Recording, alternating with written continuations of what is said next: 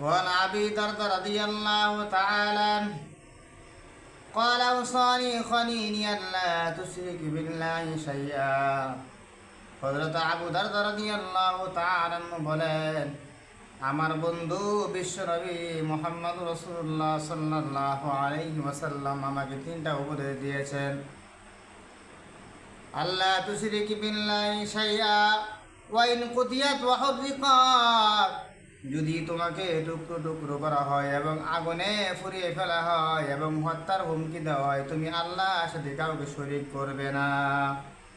আল্লাহ রাব্বুল আলামিন বলেন, ইন্নাল্লাহা লা ইয়াগফিরু আন ইউশরাকা বিহি ওয়া ইয়াগফিরু মা দুনা যালিকা লিমান ইয়াশা ওয়া মান ইউশরিক বিল্লাহি ফাকাদ ইফতারা ইসমান আযীমা।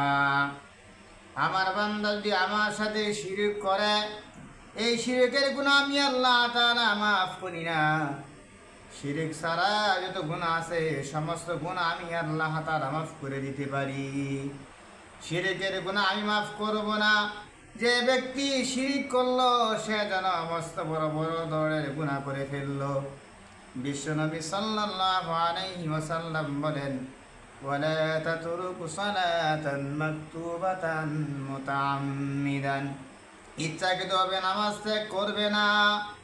যে ব্যক্তি ইচ্ছাকৃতভাবে নামাজ ছেড়ে দেয়, নামাজ ত্যাগ করে, বিশ্বনবী মুহাম্মদ রাসূলুল্লাহ সাল্লাল্লাহু আলাইহি ওয়াসাল্লাম বলেছেন, ফামান তারাকাহা মুতাআম্মিদান ফাকাদ বারিয়াত মিনহু যিম্মা, ইসলামের নিরাপত্তা তার কাছ থেকে উঠে যায়।